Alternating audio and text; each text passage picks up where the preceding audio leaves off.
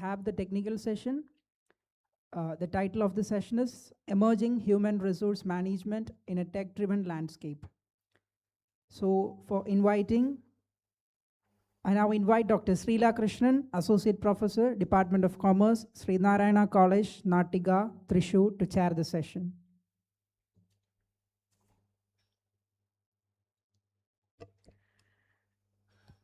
Respected Jacob sir, respected Benson sir, respected Simon sir, Ronnie miss, Arsha miss, research scholars, students and participants, good morning. Today we are in the second day of international conference organizing by Marthoma College of Science and Technology. And today we are going to have a wonderful session on emerging human resource management in a tech-driven landscape. We all know that we are in the reality of artificial intelligence. The AI is deciding what we see online, how the business forecasts business, how the banks detect fraud, how the companies hire people, how we engage classes. Everywhere we can see the interference of artificial intelligence. So it is not just a changing technology, it is actually changing how the commerce works, how the management decisions are made. But at the same time, there arises certain questions like how this affects the job. Are they using data ethically? Where we do put the line in between the human judgment and the machine intelligence. So this is the right time that Marthoma College is organizing this international conference with the session, the Emerging Human Resource Management in a Tech-Driven Landscape. So we have to take the decisions to hire the human resource in the companies and other manufacturing sectors, other industries, using this AI. So at the same time, we have to follow the social responsibility. We have to give importance to human values. We have to adopt the sound management principles. So today we have an eminent personality, Simon sir, for handling this session. I know this is going to be a very informative session, and I wish all the participants to have an open listening, and I wish an insightful session, information session to all. Thank you. Thank you, ma'am. Thank you.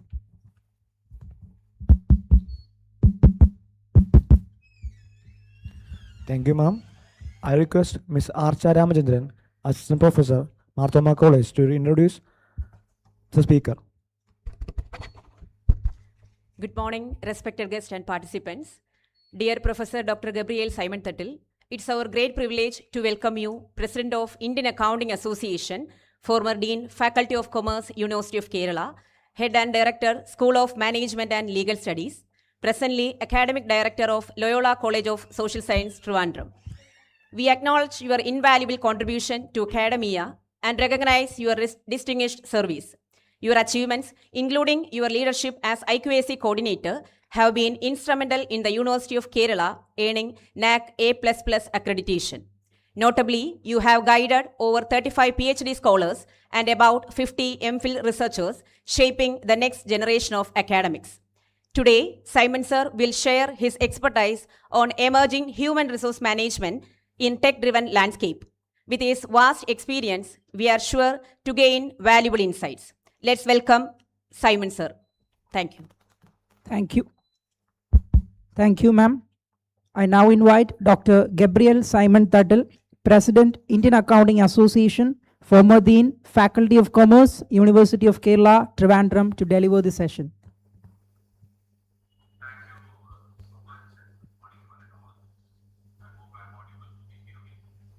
Yes, sir. Yeah. So thank you and most welcome to all of you. I thank Marthoma College, Ayur, for giving me this opportunity to address you at this international conference. So most honorable chairperson, Madam Srila Krishnan, who is now chairing the session, Asha, who gave the introduction, and all other delegates who are participating in this event. Now, the theme is emerging human resource management in the tech embedded landscape. And already the chairperson, Srila Matt, has already talked about AI coming in, roles changing, and what then is human resources? How is it going to stay relevant? How are we going to get on with it? So that's the challenge that we're trying to talk about in the tech embedded landscape. So precisely, we are talking about, on one end, human resource management, which is not a new concept, it's a very old concept. And the changing role or the changing dimensions of human resource management consequent to the new technological changes which are coming in, which the chairperson rightly pointed out. So that's what we're going to discuss maybe another 1 hour or so. And I'll be sharing some of my thoughts. You can all put in your, wherever you feel you have to interrupt, you can raise questions, supplement, or add as you would like to do. So with this, I'll just share my screen, and I hope you will all be able to share your thoughts based on what we are trying to present on this.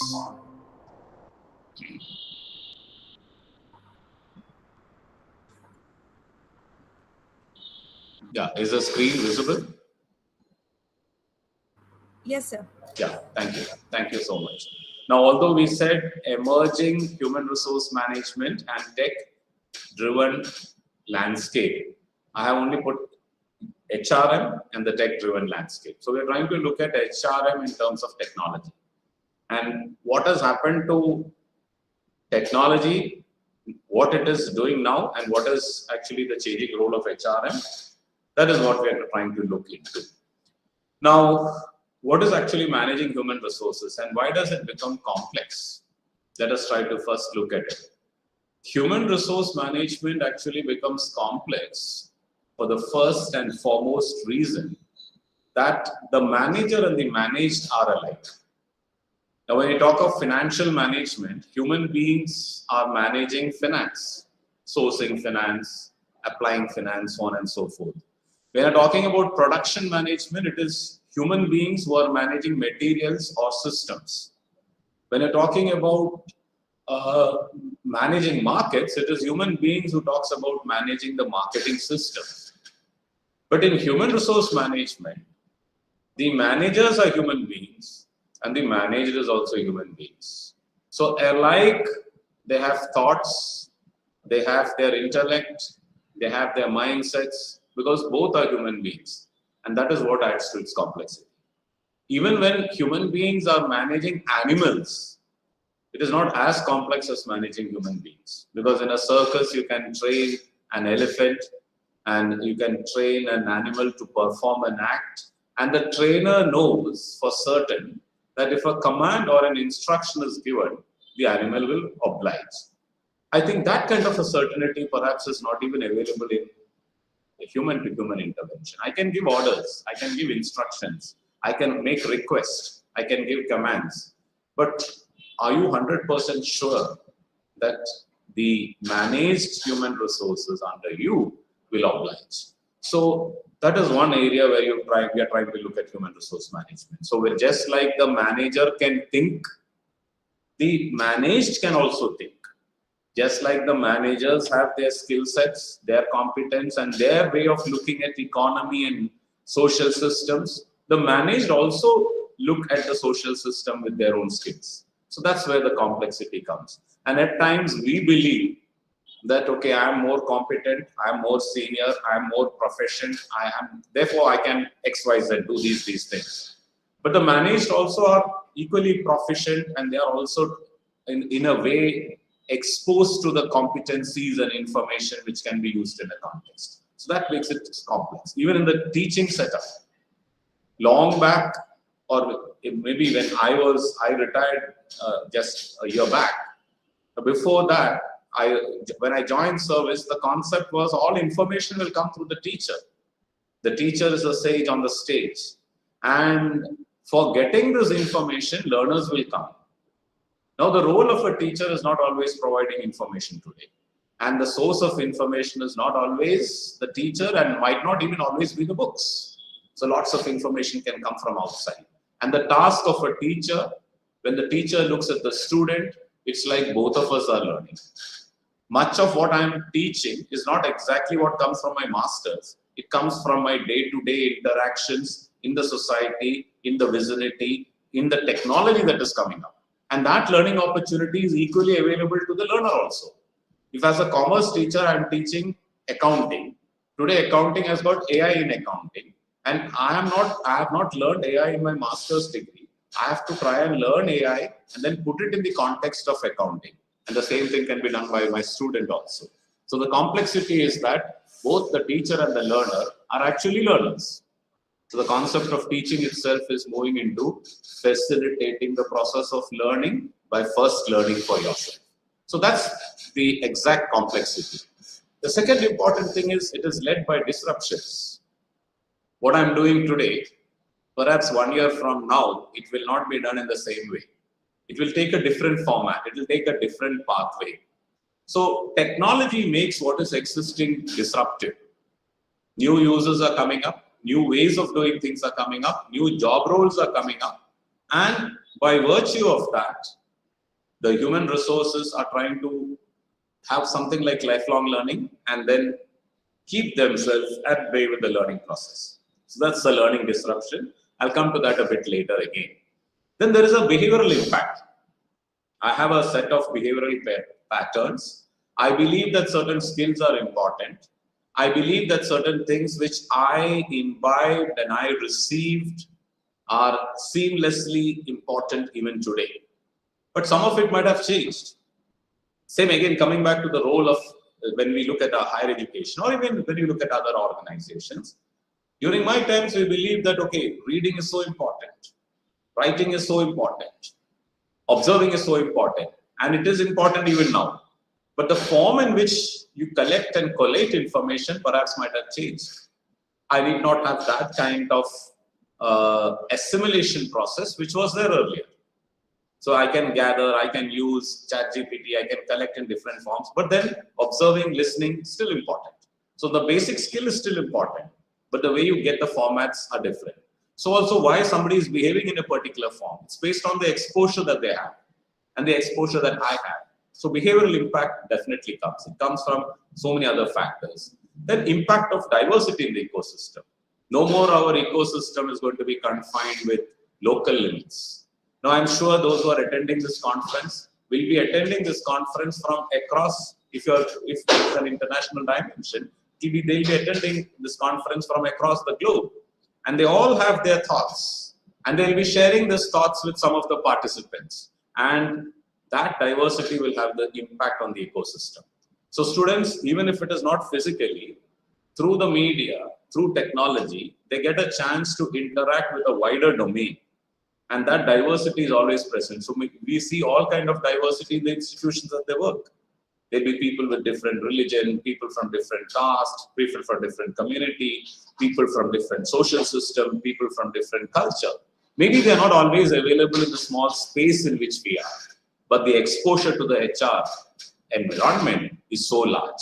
And finally, it is governed by the emerging socio-economic systems. The socio-economic systems, how culture has changed, how size of the family has changed. Earlier, 10, 20, 30 years back, you might be recruiting somebody who comes as one of the child of a family in which there are maybe 5 to 10 children. So they have come up in that ecosystem. They have come up with that kind of a sharing of resources. They have come up under compulsions of maybe income, time, and things like that. Now, today you're getting a HR, perhaps a person, you're recruiting somebody who is maybe only one or two, one child in a family or 2 child in a family. So obviously they are more centered into having used the best resources, having lot of care in their early childhood. So that is a family system. So also, as I said, the opening up of the economy, the use of technology. And then the use of technology, what is very crucial is how the far becomes near and at times the near becomes far. The far becoming near will perhaps broaden your horizons if you take the best in the far. What I mean by far becoming near is you travel by train or you travel by your bus or whatever, you will be in the social media interacting with people who maybe your Facebook friends or maybe your LinkedIn friends or maybe your other social media friends who will be in different parts of the world. You will be asking them, what did you have for breakfast? What did you take for lunch? What is your father doing, mother doing? What's happening in your college? So you know the far. You know the interest, the likes, the preference of those who are far away. But when you're traveling, the passenger sitting next to you, perhaps if he faints, you might not know. You might not even know whether your father or your mother at home has taken food. Something that is happening near becomes far, and something that is happening far becomes near. So that is again a social system which is changing. And that has got its own impact. At times we don't realize what is happening in our near vicinity. What is the beauty, what is the competence of the talent and resources which we have at our vicinity. And we'll be always longing for looking at what is there elsewhere. We saw a whole lot of students moving into other countries just because they saw that because their social systems there provide more freedom. Because it was not always in terms of the best education. Otherwise, they would have gone to only the best universities there. Many of them went even to very ordinary universities. They were not very much concerned about getting the best education, but beyond that, they wanted to be into a new social system where they had a lot of freedom and things like that. So far becomes near, and the near becomes far. So also economy.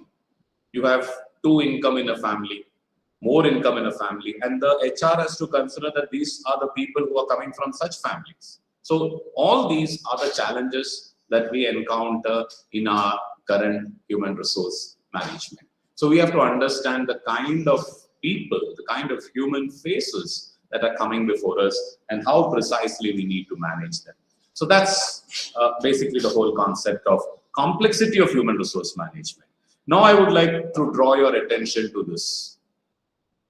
This is the unfolding or the entire paradigm of HRM as it existed long back and as it is existing today, but with a different kind of technological support which is coming up. And that's what our theme is. If you look at HRM predominantly covered all these functions. It had recruitment, where you find the sources from where you can get people. That was there earlier, that was there traditionally, that is there now. It included selection. You do your tests and interviews and select people. Then after selection, you induct them to the job, you expose them to the organization. Then your concern is training and development. They need to be trained, they need to be developed. There was a lot of issues in terms of mentoring them, developing them, motivating them. And then comes your maintenance and compensation. You need to pay them and you need to maintain them. And the maintenance part, from here you see a change. To maintain them is something like providing them with lifelong learning. Because the technology that they use is the technology that is coming up is something which must come into the organization. Earlier, you used to maintain teachers in a different form, train them in a different form. Today, technology is coming up very fast, as the chairperson rightly said. Sheila madam was rightly talking about. Today, if they start using AI, you have to start using AI. So maintaining them is, maintaining a teacher is maintaining them with the requisite knowledge, maintaining them with the requisite technology, maintaining them with the understanding of what is happening outside. So maintenance is in that form. Compensation is what they expect from that and how do you pay them. And then again, retaining them. Because some organizations believe that it's not always necessary that everybody should be retained for a long time. And I would draw your attention to that. This thinking is coming in different organizations now. And that is the whole concept of having people in contract, having people not always permanent. So not making them, we are saying that it's not necessary that you should always be with us. So many organizations today, specifically in the IT sector, they take a lot of new people as BTech, pay them at some level, and then you say after 1 year, if you want, you go. Or after 2 years or 3 years, you go. And you go to a better organization. We'll again take fresh recruits. And because that is what we can pay them. And then we also understand that we'll spend more on training because that's the technology that is moving very fast. So train them and keep them. So that's retention. Again, attrition. Earlier we were saying that labor turnover, job turnover, people leaving the job It was considered to be something negative. But today we are not considering it always as negative. Some extension of some levels of attrition is something which we can accommodate. You say you leave the job, you want to see a better pasture, you can move out. But here we want people who will do these things at these levels. So attrition, and finally having a talent pool. A talent pool that can transform the organization. A talent pool which is visualizing growth for an organization.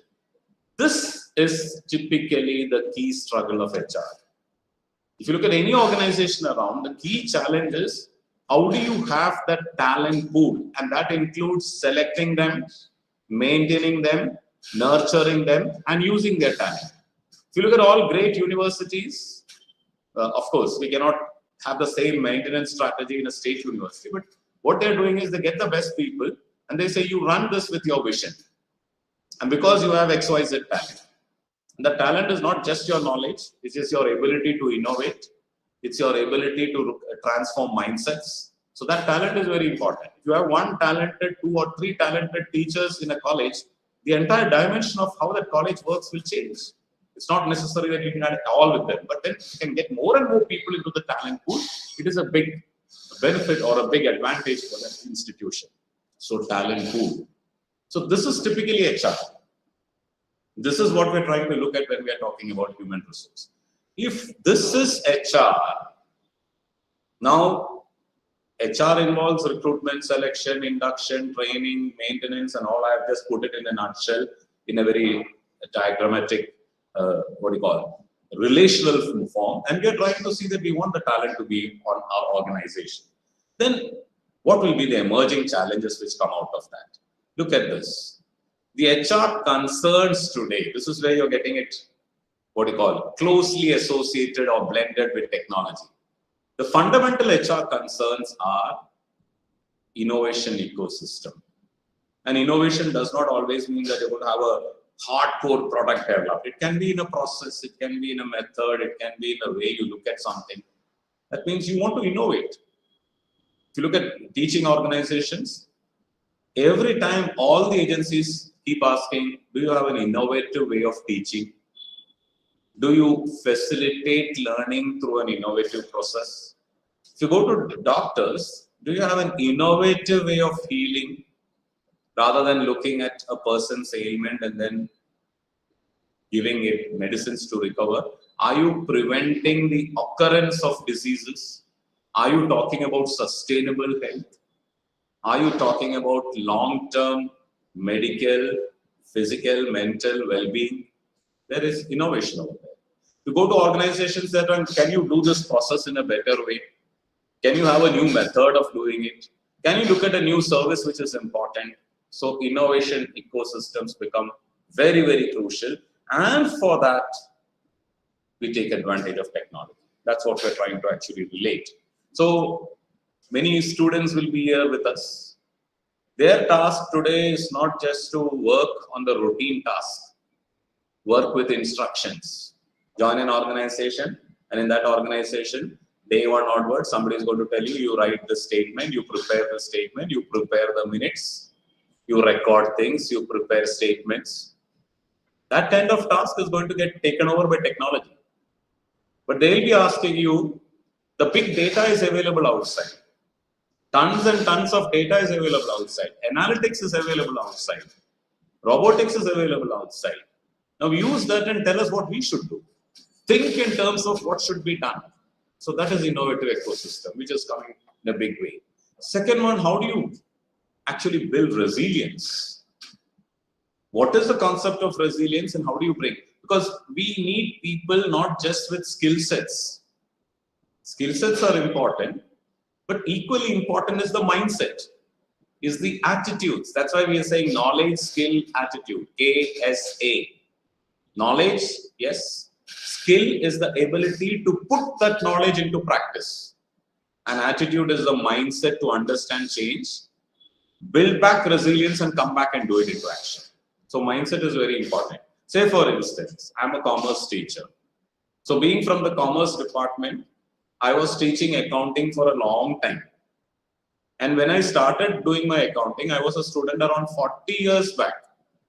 At that time, we have never even seen a computer. There was no internet at all. We have not even seen a computer. And what was accounting for us? Accounting is journalizing. We have the rules of debit and credit. Then you have posting. Then you have balancing. Then you have ledger accounts. Then you have what? Profit and loss account, balance sheet. Then you how to compute ratios, how to prepare fund flow statement. So this was the task. Now, if I'm saying that this is my proficiency even now, then I might not be very much wanted. Because all these tasks today can be easily done by technology. It can be done earlier. It used to be done by softwares. You have your tally and things like that. And now it is being taken care by AI. So 40 years back when I started teaching, I started with this form, knowing nothing about computers. 7 years later, I joined a college. I started teaching in '89. And after that, 7 years later, when I joined the university of Kerala, from where I retired in 1997. So 7-8 years after joining the teaching profession, the course assigned to me is computerized accounting. Just imagine. I have not seen a computer, and now I'm going to teach computerized accounting. But I cannot say that, okay, no, I will not teach. When I joined the college, I didn't say that I know computerized accounting, or computerized accounting is something which we should oppose, just like we oppose computerization. Now, I went for a LBS diploma in computerized accounting, and I started teaching. Then, by 2000, that version of Tally is gone. Again, you have to learn. And just before my retirement, just before COVID, we have started thinking of AI in accounting, where even Tally is not sufficient. So that's what I'm saying, the changing role. This happens in all organizations in different form. You will start with one method. You'll have some skills in engineering, some skills in material science. That's why you are integrating into different things. I can say that I'm a surgeon. Just take an example of a surgeon. I'm a surgeon and I learned surgery in the conventional form. The conventional form is you cut open the wound. Patient is on the theater bed. You perform the surgery, eye to wound contact. That is how surgeries were done. Now, after joining the medical profession as a surgeon, keyhole surgery comes. So I can't say that during my times it was not there, so it cannot be implemented. So I must have the attitude to learn what all things come back. And when I do that, now what I'm saying is even more important for learners. I will definitely have problems. I will have to face risk.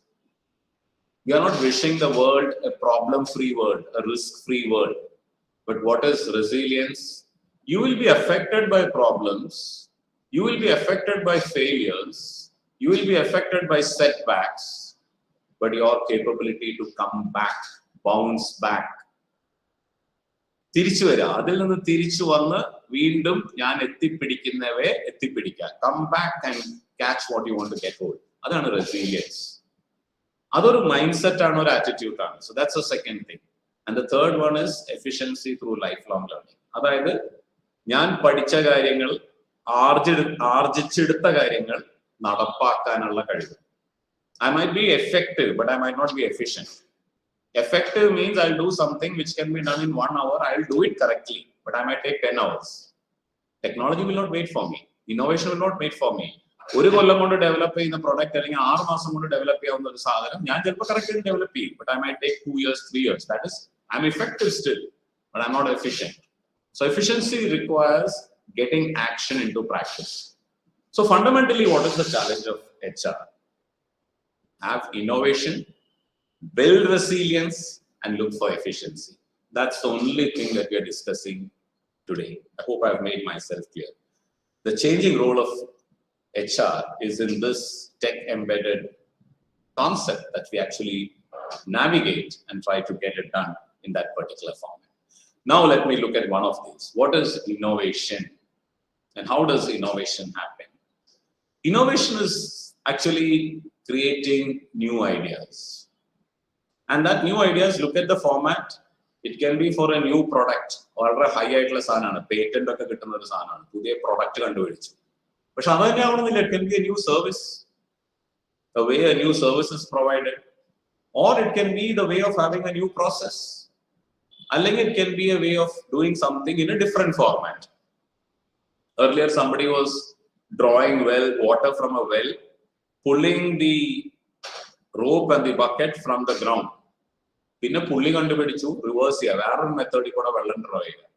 പിന്നെ നമ്മൾ motor കണ്ടുപിടിച്ചു, മറ്റൊരു method കൂടെ water. It's only changing the methods or changing the processes. And the result എന്താണ്? Result is ഒരു improvement ഉണ്ടാവണം, അല്ലെങ്കിൽ ഒരു ഡിസ്റപ്ഷൻ ഉണ്ടാവണം. ഇംപ്രൂവ്മെന്റ് ഉണ്ടാവണം, അല്ലെങ്കിൽ ഡിസ്റപ്ഷൻ ഉണ്ടാവണം. ഇംപ്രൂവ്മെന്റ് എന്നുള്ളത് ഞാൻ നേരത്തെ വെള്ളം എടുത്ത രീതിയിൽ നിന്ന് ഒരു കുറച്ചും കൂടി എനർജി സേവിംഗ് ആയിട്ടുള്ള ഒരു മെത്തേഡ് ഉണ്ടാവണം. So this is an improvement. Disruption എന്ന് പറഞ്ഞാൽ എന്താണ്? നിലവിലുള്ള രീതിയിൽ ഞാൻ അത് ഉപയോഗിക്കരുത്. ആ ഉപയോഗ രീതി ഇല്ലാതാവുക. That's disruption. The CDMA telephone is no more there. The floppy disk is no more there. Floppy disk became disruptive when we started using CD. Pinna CD boy, and then you have your disk which is directly recording that. So പഴയ സിസ്റ്റത്തിന് പകരം ഒരു better system കൊണ്ടുവരിക, അല്ലെങ്കിൽ പഴയ രീതിയിൽ ഒരു improvement കൊണ്ടുവരിക. So it can be all this. പുതിയ പ്രൊഡക്റ്റ് ആവാം, പുതിയ സർവീസസ് ആവാം, പുതിയ process. Your pay and use toilet is a new service. ഒരാളുടെ ചിന്തയാണ് പേ ആൻഡ് യൂസ് ടോയ്ലറ്റ് വന്നിട്ടുള്ളത്. ഒരാളുടെ ചിന്തയാണ്, ഒരു സ്റ്റാർട്ടപ്പിലൂടെ ഇന്നോവേറ്റ് ചെയ്താണ്. സിമ്പിൾ തിങ്, വാഷ്റൂമും ടോയ്ലറ്റും ഹൈവേയിൽ ലഭ്യമാക്കുക പേ ആൻഡ് യൂസ് സിസ്റ്റത്തിൽ. So he has not invented a product. ഒരു പുതിയ പ്രൊഡക്റ്റ് ഇല്ല അവിടെ. ഒരു ചെറിയൊരു സർവീസ് ഹൈവേയിൽ കൊടുക്കുക, അല്ലെങ്കിൽ ട്രാവലേഴ്സിന് കൊടുക്കുക. Because it was a big problem for those who are using the highways that there was no toilets for use, or in public places clean toilets ഇല്ല. So the challenge was how do you make it available? അപ്പൊ നോക്ക് എത്ര simple ആയിട്ടുള്ള ഒരു കാര്യമാണ്. Again, you are talking about startups like Uber, Ola. They understood that there was a need for transportation. The conventional taxis and autos were available only in a taxi stand or in a auto stand, and you had to go there, call them, pay a higher charge. So let us have a aggregator model, a platform through which you connect cab owners as well as need people. App undaki ഒരു single taxi പോലും on ചെയ്യാതെ കോടിക്കണക്കിന് രൂപയുടെ turn over business. So they are giving A service, A new service which was ഈ taxi മുമ്പ് ഉണ്ടായിരുന്നു. Now they brought in A new service. അതുപോലെ new product, മുമ്പ് ഉണ്ടാകാതിരുന്ന പ്രൊഡക്റ്റുകൾ. So you can have A product, you are having A new product, you can have A new service, you can have A new process, you can have A new method. Now what should people do and what is HR looking for? HR is looking for people who can innovate. ആ innovation ചിലപ്പോൾ ഒരു ഗ്രാമത്തിലാവാം, ചിലപ്പോൾ ഒരു വീട്ടിലാകാം, ചിലപ്പോൾ ഒരു പുതിയ service render ചെയ്യുന്നതിലാവാം, ചിലപ്പോൾ ഒരു പുതിയ way of doing a particular task ആവാം. And for that you use basically your learning. So my appeal to you as students is look at your theories, look at your concepts, look at your processes. നിങ്ങൾ text ബുക്കിൽ നിന്നും class മോഡ്യൂളിൽ നിന്നും നിങ്ങളുടെ curriculum transact ചെയ്യുന്ന കാര്യം look at it very carefully and try to see how this can be translated or transformed into innovation. A lot of people are doing that. Some of them are creating, for computer science, they are creating apps for the blind. So they're having an innovative form over there. They're saying new services will come up. You're having from kitchen, we had catering, we had restaurants. Now a lot of people are running cloud kitchen. Other service cloud format available. And you know what happened with Flipkart, Amazon. These are all individuals in the startup ideas. Producer and consumer by reducing costs. So we'll be a middle person. That's a wholesaler, retailer, So these are innovative ideas which people have. How to do it in a better way, how to reduce the time that is taken for that. So these are the things which are very important. So the new creative thoughts. So what are we doing over there? That's our last line. We are transforming concepts to models and solutions. And that is the key to what is happening in HR. The role of HR is not to find people who are going to give answers to the asked questions. രാവിലെ വന്നിട്ട് ഞങ്ങൾ ചോദിക്കും ഇന്നെന്താ ചെയ്യേണ്ടത്, അപ്പൊ അതിനെന്ത് ചെയ്യാം, അപ്പൊ നിങ്ങൾ അത് ചെയ്യുക. ഞാനിനി എന്ത് ചെയ്യണം, ഞാൻ ടൈപ്പ് ചെയ്യുക, അല്ലെങ്കിൽ ഞാൻ ഇതിന് മിനിറ്റ്സ് എഴുതുക, അല്ലെങ്കിൽ നിങ്ങൾ ഇത് പോസ്റ്റ് ചെയ്യുക. അപ്പോ you will be given questions വരും, അതിന് ആൻസർ കണ്ടെത്തുക. ആ റോള് പോകും. മറിച്ച് ലഭിച്ച ഡേറ്റയിൽ നിന്ന്, ലഭിച്ച അനാലിറ്റിക്സിൽ നിന്ന് ചോദ്യങ്ങൾ വരണം. How new products can be created, how new services can come, how new processes can come, and how do you get this? So there are tons and tons of data. ഏതിനെ കുറിച്ച് വേണമെങ്കിലും data set is available in plenty. Banking products, savings, income, capital market, animal life, plant life, planetary existence, climate change, exports, trends, filled with data. Other latest technology which the AI will give you in its classified form if you give the right prompt. ഇതെല്ലാം തരും. പക്ഷെ ഇത് ഉപയോഗിച്ച് നിങ്ങൾ എന്ത് ചെയ്യും? Are you thinking of a better solution? Are you thinking അവിടെയാണ് thought process വരുന്നത്? So that's why we are saying എൻ്റെ മനസ്സിലുള്ള കോൺസെപ്റ്റ്സിന് ഞാനൊരു model for solutions ആക്കി I'm trying giving it to my organization.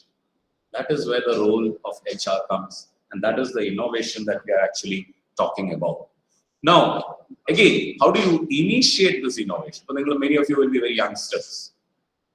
I'm quite old, and I think I'll be the person with the, what do you call, maximum age, either no hair or gray hair. But you are all very young, dynamic, and what do you call, very much proactive to technology. I have not got that much of opportunity during my learning times to use technology. Namukku internet undayirunilla, WhatsApp undayirunilla, social media undayirunilla, Google search engine undayirunilla, onnum undayirunilla. So that was our time. But you have all this. അപ്പോൾ നമ്മൾ എങ്ങനെയാണ് innovation initiate ചെയ്യുന്നത്? And it's a very simple thing. Don't think that it is like something which only scientists can do. Maybe hardcore product develop ചെയ്യുന്ന വലിയ technology ഒക്കെ വേണം. പക്ഷെ ഇത് ആർക്കും ചെയ്യാവുന്ന ചില കാര്യങ്ങളാണ്. And how do you initiate that? Number one, you have to discover unmet needs. എല്ലാ പുതിയ സൃഷ്ടികളുടെയും അടിസ്ഥാനം പുറത്തുള്ള ആരുടെയോ പൂർത്തീകരിക്കേണ്ട ചില ആവശ്യങ്ങളാണ്. You look at any, അത് ടെക്നോളജി വന്നപ്പോഴല്ല, ഈവൻ ബിഫോർ ദാറ്റ് വേൾഡ് വാറിൽ ഒരുപാട് പേര് wounded ആയി, അവരുടെ വൂൺസ് ഹീൽ ചെയ്യുന്നില്ല, ഇൻഫെക്ഷൻ വന്നു. അപ്പോൾ you think of how to develop an antibiotic.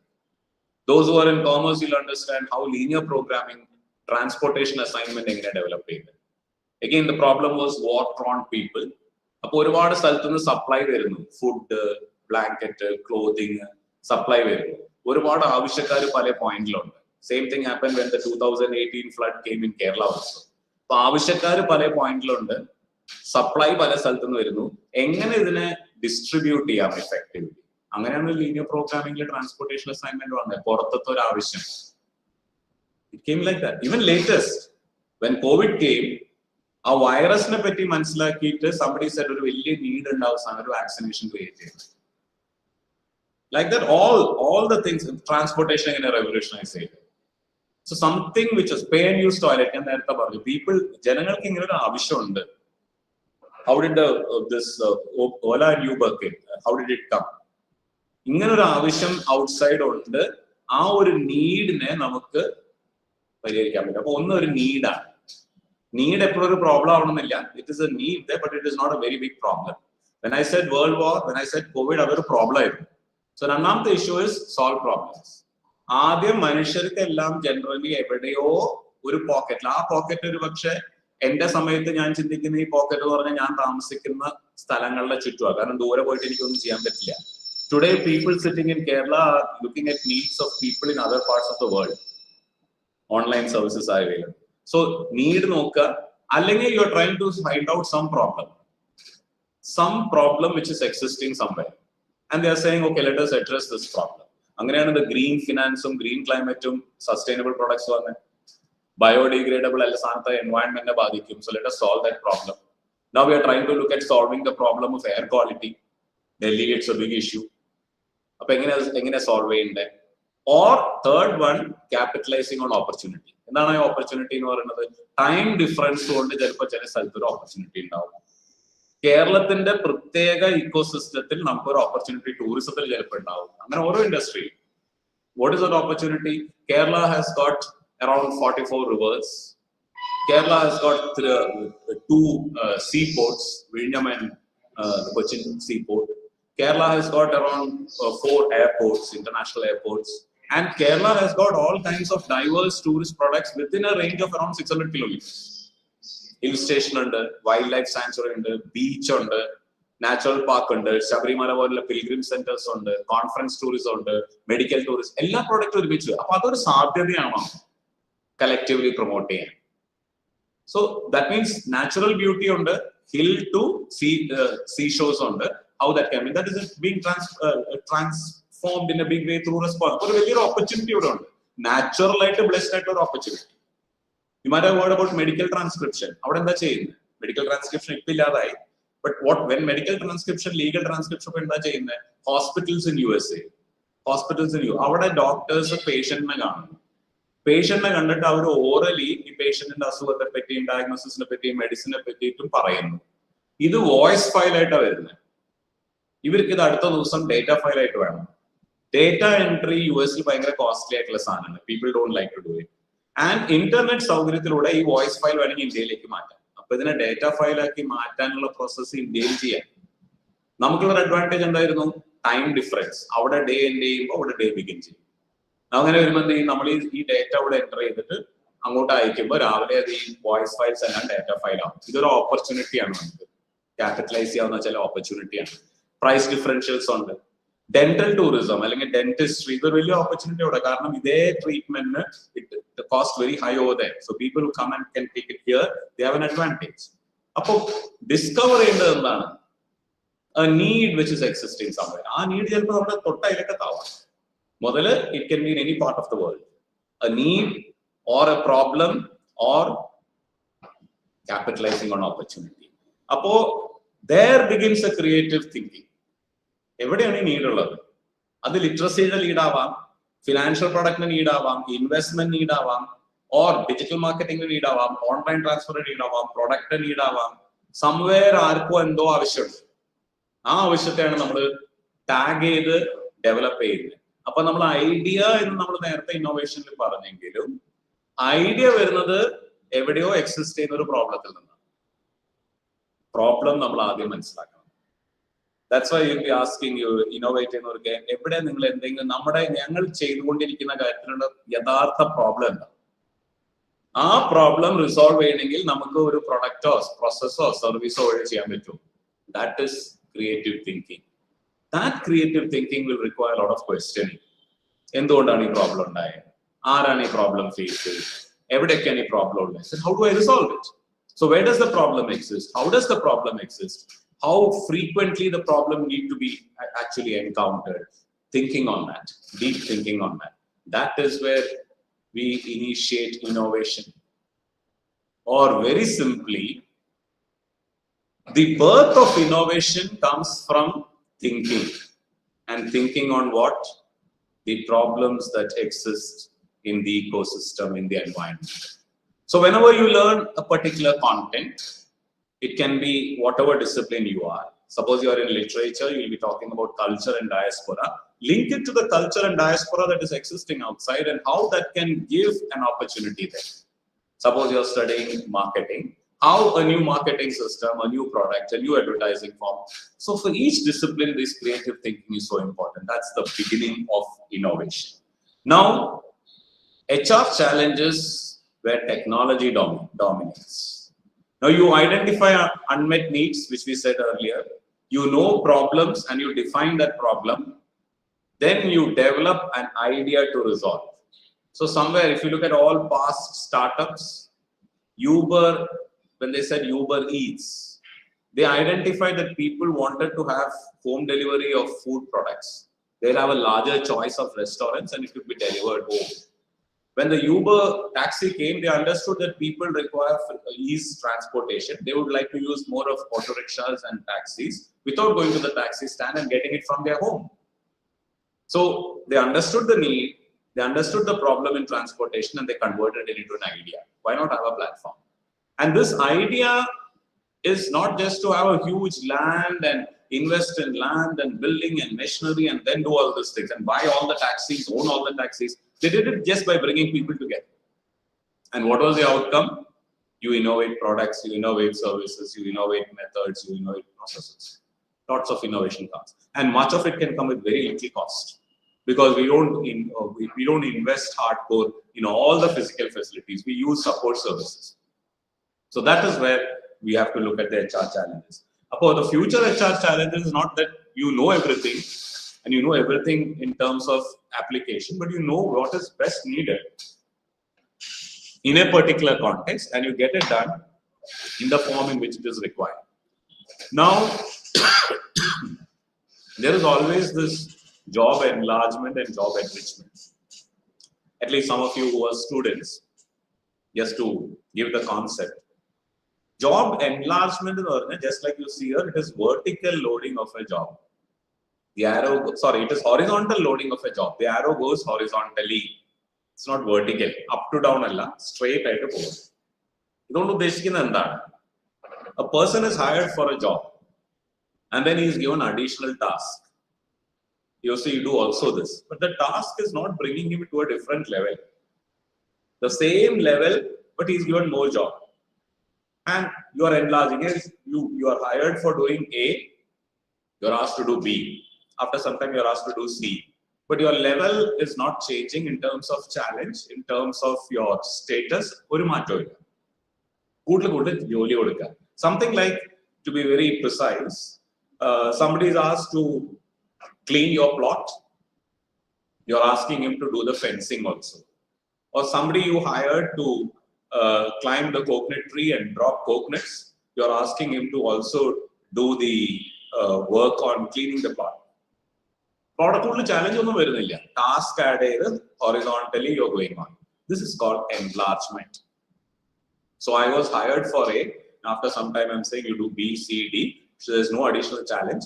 There might not be much of a change in my salary, there's not much of a change in my status, but I go on doing different things. This is enlargement. Now, other hand is vertical. You're adding more challenges. Initially, I was hired to take care of the land that is there in a particular place. And then subsequently, the manager says, you also supervise the workers. Here also there is an addition. But the additional task is not at the same level. Earlier, I was doing the routine task. Now I have been given a supervisory task. That's a challenge. It comes with more status, it comes with more challenges, and it comes perhaps with more salary also. And why that is given? Because the manager understands that I can perform vertically, I can add vertically, and I know something. I know a lot of people in HR around us, and some of them are very semi-skilled or even unskilled person. അവരെ higher ചെയ്ത് പറമ്പ് കളിക്കാനോ ചെറിയ ജോലിക്കൊക്കെയാണ്. കുറച്ച് നോക്കുമ്പോൾ അയാൾക്ക് അത്യാവശ്യം electrical പണിയൊക്കെ അറിയാം, അത്യാവശ്യം പൈപ്പ് നന്നാക്കാനും പ്ലംബിംഗ് അറിയാം. അപ്പൊ അയാളെ തന്നെ നമ്മൾ ഇലക്ട്രീഷ്യനായിട്ട് ഉപയോഗിക്കുന്നു, പ്ലംബറായിട്ട് ഉപയോഗിക്കുന്നു. And we are saying that you're not just a cleaner, you're also this. Or I hired a person as a driver, and I'm saying that you also supervise the vehicles that I have in terms of how the vehicles are moving. So that is vertical loading, or that is job enrichment. I think the concepts are clear. Now, when technology comes, understand that the repetitive task we don't need a person. I know this very specifically in my domain. It comes in all domains. If you are preparing people just to write minutes, to record facts, to prepare statements, to do journalizing, posting, the routine tasks, that technology will do. But you journalize, you lecture prepare, you also prepare financial statement. That is enlargement. So our task is technology will do it. But there will be a lot of opportunities at the levels of enrichment. That is what we are actually going to examine. Now look at this. I'm sorry. Technology will change job roles. We already saw enrichment and enlargement. More enrichment will come where thinking and posing questions from the big data analytics. You join an organization, let us say any of your students, you get a job, you join an organization. After joining that organization, you understand your organization and you understand your function. Say, for example, you are appointed as a supervisor in a company which is exporting marine products. something like shrimps and things like that. Now, after joining there, you look into the big data on exports of marine products, how it is exported from different parts of the country, which nation shows greater demand for it. And using that big data, if you think deep and give a model on what should be the focus area for the catch and export of marine products for your organization, then you're enriching yourself. You're thinking. So your task is to actually think using that big data that is available.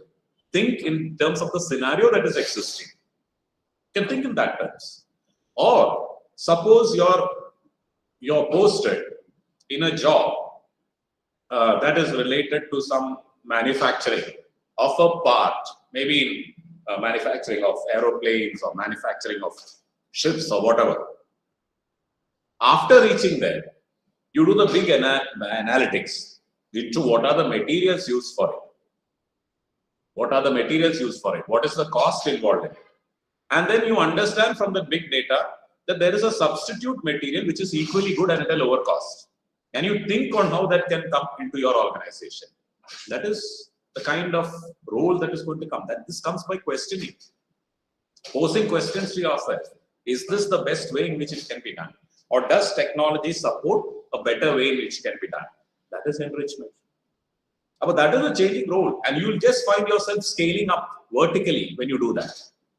But if you don't do that and you are saying that, I'll just tell you, recently we had a session with one of the directors of RBI. And he was talking about some job role change which has happened very early and now happened in a big pace. In RBI, maximum human power was engaged as coin and note examiners. I think more than 20,000 people were working on that. Today, that position itself is not there because it can easily be done by technology. But if I'm saying that I'm only going to do the routine examination and I'm skilled only in that, I cannot do anything else. Contrary to that, if I'm saying I'm going to look at the whole substances, materials that are going to be used in it and then all options into it, our big data, technology, it's available. And I'm trying to use and become what you call more engaged more in the thought process, then you're sought after. So that happens everywhere. And he was also saying that earlier we had private secretaries. A lot of people worked as private secretaries to managers, CEOs, directors, managers, so on and so forth. Private sector. And what was their duty? Prepare minutes, write statements, support in editing and things like that. Today, RBI has reduced the whole concept of having one director, one private secretary. Only 3 directors will have one private secretary. They're saying much of the job can be done by AI. In a meeting, like you already know about the online meeting platform, say for instance, Zoom is linked with AI. Our meeting നടക്കുമ്പോൾ തന്നെ അതിന്റെ minutes prepare ചെയ്യും decisions തന്നെ വരും അതിനെ record ചെയ്യുന്നതാണ്. So in doing the regular writing, the regular preparation of statements, things will take away. So what is your task? Your task is actually to think and pose questions from the big data that is available, from the whole scenario that is available, from the failures that have taken place, from the success which has taken place in the past. Your time. That is where the innovation comes. That is the changing role of technology. That is where the changing role of HR comes in the best use of this technology. That is what is actually happening. Now, AI and robotics, already mentioned, I'm just trying to recap that. Technology will replace some job roles. Technology is not going to replace human beings. I don't think that will happen. So you need not be afraid of AI. It is more or less like the transition from cycle rickshaws to auto rickshaws, from non-computerized jobs to computerized jobs. And AI was in the 80s, 90s, we had a big strike in Kerala against computerization. We cannot stop technology from coming. We cannot stop reforms from happening. We can only change our personal self. ഞാൻ computerised accounting പഠിച്ചിട്ടല്ല ഞാൻ ജോലി കിട്ടിയെന്നും computerised അക്കൗണ്ടിങ്ങിന്റെ യോഗ്യത എനിക്ക് ഉണ്ടായിരുന്നില്ല എന്ന് അറിഞ്ഞിട്ടാണ് നിങ്ങൾ എന്നെ നിയമിച്ചതെന്നും പറഞ്ഞുകൊണ്ട് കമ്പ്യൂട്ടറൈസ്ഡ് അക്കൗണ്ടിങ് ഞാൻ ഇനി പഠിപ്പിക്കില്ല എന്ന് പറഞ്ഞാൽ I will not be in existence. ഇനി AI പഠിപ്പിക്കേണ്ടി വരും, ഇനി നമ്മൾ പലതും പഠിക്കാത്തത് പഠിപ്പിക്കേണ്ടി വരും. That is a changing road.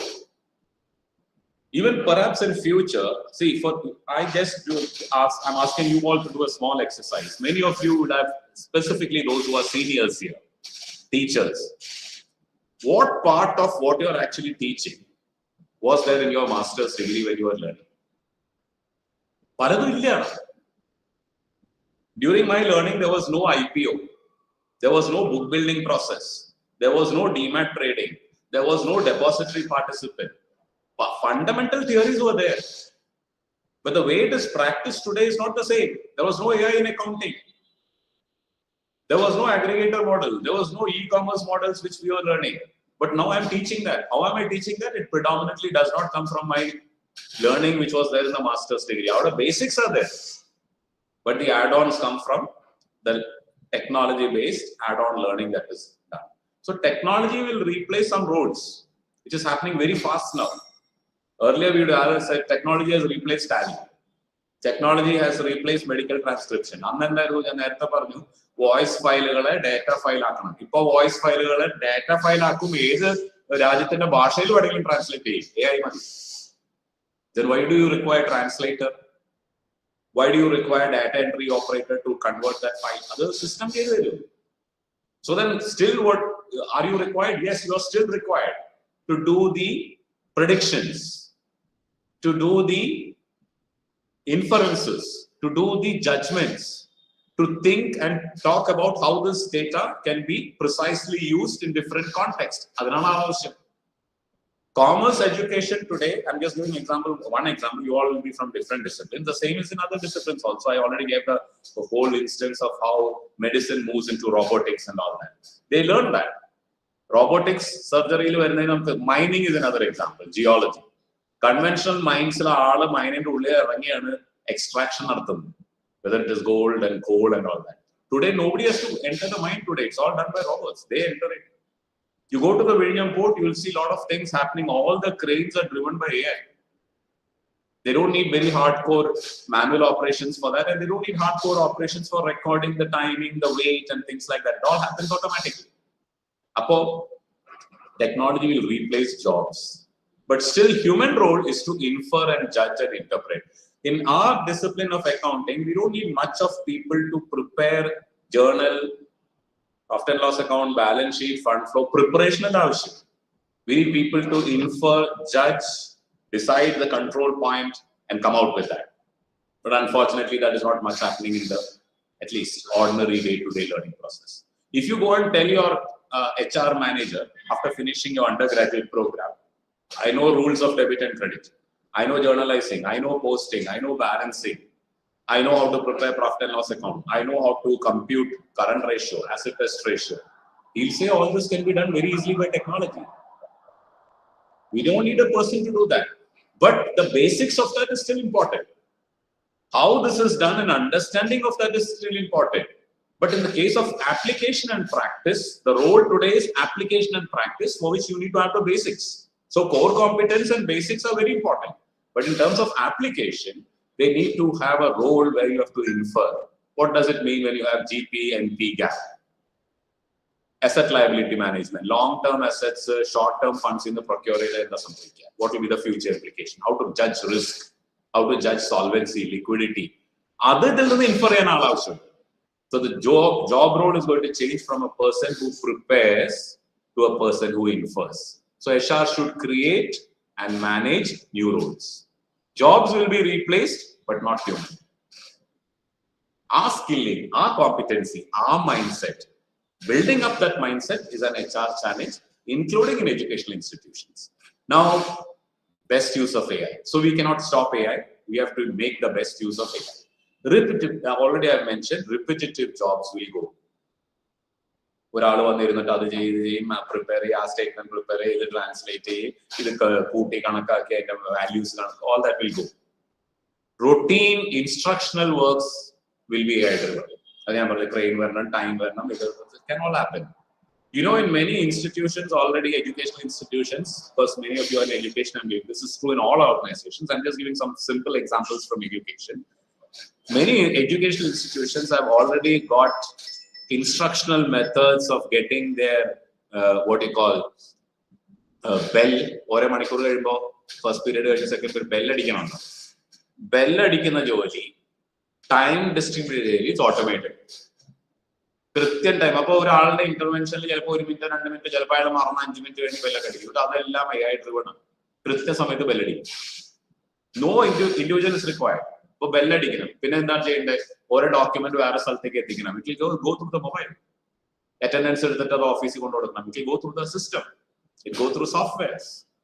So all these things will get replaced. Your routine task. Then getting answers to basic information will go. ഈ സ്റ്റേറ്റ്മെന്റ് വായിച്ചിട്ട് നിങ്ങൾ ഇതിനകത്തുള്ള 2 ഡിസിഷൻ പറഞ്ഞു തരിക, അല്ലെങ്കിൽ ഈ വാല്യൂസിൽ നിന്ന് കറന്റ് റേഷ്യോ കണ്ടെത്തുക. So you are giving information and asking them to do something. So getting answers അല്ല പറഞ്ഞ പ്രശ്നം. Getting questions from the big data is important. Preparing and computing will go. So all this is going to go. Preparing and computing, that will go. അതിന് പകരം എന്താ വരുന്നത്? Get challenging questions from emerging analytics. Big data that is there outside in different sectors, different domains, different purposes, different kinds of services, use that sensibly and then try to use your basic theories and then relate it. That is what is going to actually stay. So that's what we're trying to actually look at. Now, ഇതിന് barrier ആയിട്ട് നിൽക്കുന്ന എന്താ? That is what HR has to look at. There will be some resistance to change. എന്ത് പുതിയ കാര്യം വന്നാലും okay ഇത് നമുക്ക് അതിപ്പോൾ നടക്കുമോ പറ്റുമോ, അതിപ്പോ ചെയ്യുന്നത് അപകടമല്ലേ. So we are a bit afraid or apprehensive of that change. Second, we have our biases. Surgeons had a bias at one point of time. Now it's very easy, keyhole surgery. There was a time when even top surgeons who were very good in their medical field said that it is not possible to have keyhole surgery. We have a confirmatory bias that this cannot happen like this. So when technology comes, some of our biases will act as a barrier. At times we don't have resources to implement it, but there are means today in innovative forms to get shared resources. So we don't have the resources to have the new implementation. Big data analytics is possible through these databases, so we don't have the resources to subscribe to that, or we are not empowering our people with the requisite softwares which are related to that. Another one could be lack of self-confidence. Using this, I'm not that confident or reluctant to explore. The big data analysis is outside, but I'm not willing to explore that and find that out. And വളരെ crucial for youngsters, short-term focus. Normally, 4-year UG, something that I've seen is students have short-term focus. പെട്ടെന്ന് mark കിട്ടണം, പെട്ടെന്ന് കാര്യങ്ങൾ സാധിക്കണം. So I'm not looking at that efficient, innovative pathway and what is best required for that. നമ്മുടെ MDC എടുക്കുമ്പോഴും നമ്മുടെ minor എടുക്കുമ്പോഴും I must be very purposive in terms of that innovative pathway which is going to help me in the long run. അല്ലാതെ immediately പെട്ടെന്ന് mark കിട്ടണം, പെട്ടെന്ന് ജയിക്കണം, ഇത് ഇത്തിരി ബുദ്ധിമുട്ടാണ്. ഫിനാൻഷ്യൽ മോഡലിംഗ് എടുത്താൽ ചിലപ്പോൾ കൂടുതൽ ബുദ്ധിമുട്ടാവും, പെട്ടെന്ന് മാർക്ക് കിട്ടാൻ ചിലപ്പോൾ. So that is short term focus ആണ് പലപ്പോഴും നമ്മുടെ ഇന്നോവേഷന് ഒരു ഓബ്സ്റ്റക്കിൾ ആയിട്ട് നിൽക്കുന്നത്. So that's where I'm concluding with innovation. One of the major challenges. The second major challenge is resilience. എന്താണ് resilience? Resilience is your ability to recover. ഞാൻ നേരത്തെ പറഞ്ഞു പ്രശ്നങ്ങൾ ഉണ്ടാവും, റിസ്ക് ഉണ്ടാവും, വെഞ്ചറിങ് ഇൻടു അതുകൊണ്ടാണ് വെഞ്ചർ എന്നുള്ള വാക്ക് പോലും വന്നത്. It's entering into high risk area, venture capital, venture finance എന്നൊക്കെ പറഞ്ഞു. So there will be setbacks. All great people who have become innovators have faced setback. അത് സ്പോർട്സിലായിക്കോട്ടെ, സിനിമയിലായിക്കോട്ടെ, സയന്റിസ്റ്റ് ആയിക്കോട്ടെ, സ്പേസ് സയന്റിസ്റ്റ് ആയിക്കോട്ടെ. You think about, I've just given 1 or 2 examples. Any number of people whom we today call as icons of success have in fact undergone failures.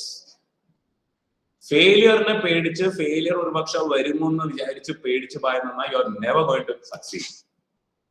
So if at all there's a failure, how do you bounce back from that? അതിനാണ് resilience. How do you recover from that? അതൊരു അസുഖമാവാം, frustration ആവാം. നമുക്കൊക്കെ frustration ഉണ്ടാവും, നമുക്കൊക്കെ stress ഉണ്ടാവും. നമ്മളൊക്കെ ചിലപ്പോൾ ചില പോയിന്റ് ഓഫ് ടൈമിൽ നിങ്ങൾ ഒന്നും കൊള്ളരുതാത്തവരാണ് പലരും പറഞ്ഞു കാണും. പക്ഷെ അതിൽ എന്റെ കാര്യമൊക്കെ പോയി, ഞാൻ ഇങ്ങനെ അല്ലേ എന്ന് വെച്ച് തകർന്നു കിടക്കല്ല ചെയ്യുന്നത്. I must bounce back. I must recover. That is resilience. So you recover from what? You recover from illness. You recover from stress. It's not that you're never going to be ill. You might become ill, but I need not always get bogged under that. I might get stressed, but I must recover from my stress. I might get frustrated. Recover from the changed situation that you are. Recover from misfortunes and buoyancy. Recover from failures. That is resilience. I'm going to the HR impact after that. It is also the ability to recover from setbacks and have a sense of lightness and spirit. I must find out my own peace. I must find out my own well-being. Cheerful, calm. ഇത് ഒരു set ബാക്കും ഇല്ലാതെ ആരും നമ്മളെ പറ്റി ഒന്നും എതിർക്കാതെ നമ്മളിങ്ങനെ എല്ലാവരെയും ഹാപ്പി ആക്കുകൊണ്ട് നമ്മളൊരു cheerful ആയിട്ട് നിൽക്കാൻ that's not possible. There will be criticism, there will be failures, there will be problems, but I must still remain cheerful and I must learn from challenges. അപ്പൊ ഈ ഒരു ബൗൺസിങ് ബാക്ക്, ഒരു തിരിച്ചു വരവിനെ പറ്റിയിട്ടാണ് നമ്മൾ റെസിലിയൻസ് പറയുന്നത്. And that was something. ഇപ്പൊ മറ്റുള്ളവർക്കാണെങ്കിൽ നമ്മൾ ഈ ഇന്നോവേഷൻ സ്പിരിറ്റിൽ പോകാത്തവർ നമ്മൾ റിസ്ക് കൊടുക്കില്ല, പരീക്ഷിക്കില്ല, ഫെയിലിയർ നമ്മൾ പോവില്ല, ഫെയിലിയർ ഉണ്ടാകുമോ എന്ന് ഭയക്കും, നമ്മളൊന്നും ചെയ്യില്ല. We will not leap into it. So that is something which is very significant. Now, resilience we must live in the present. Now many of you are listening to me. We have to very cautiously, very consciously reflect on, are we in the present? I'm sharing some thoughts which I have on this. You must live in the present.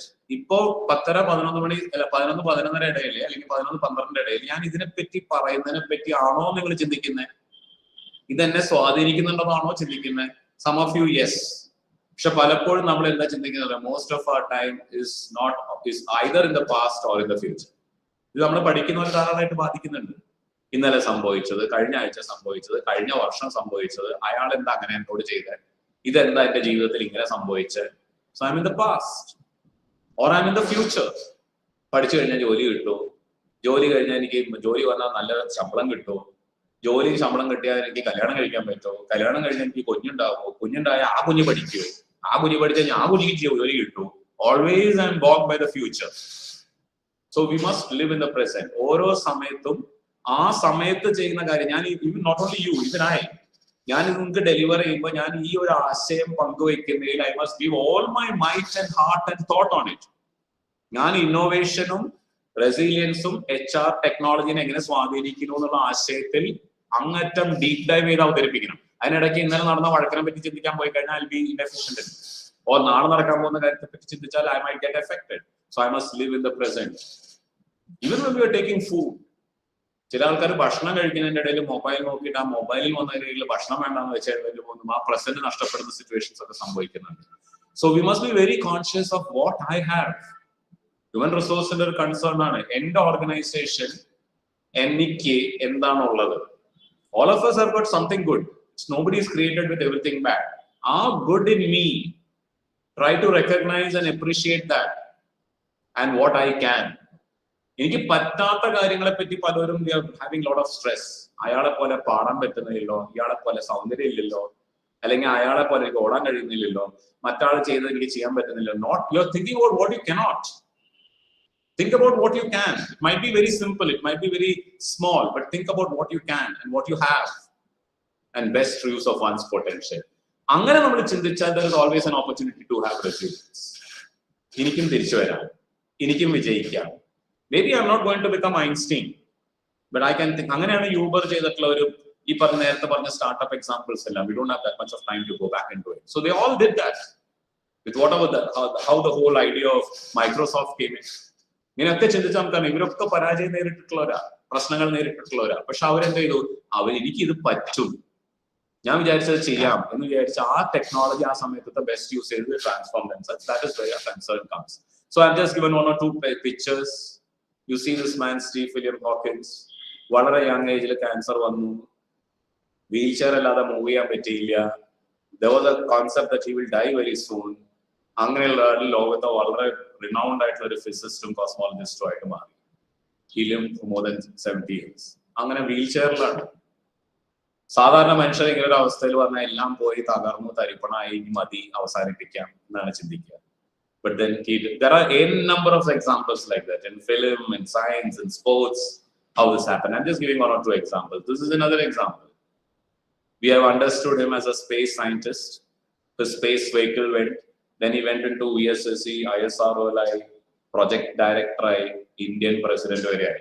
But have you known that 15 times satellite launch parajayapettu ഒരു സമയത്ത് എല്ലാം ഉപേക്ഷിച്ച് എനിക്ക് ഇത് സാറ്റലൈറ്റിൽ ഈ ഒരു ഡൊമൈനിൽ നിൽക്കാൻ പറ്റില്ല എന്ന് വിചാരിച്ച് he had failures, several failures, but he bounced back.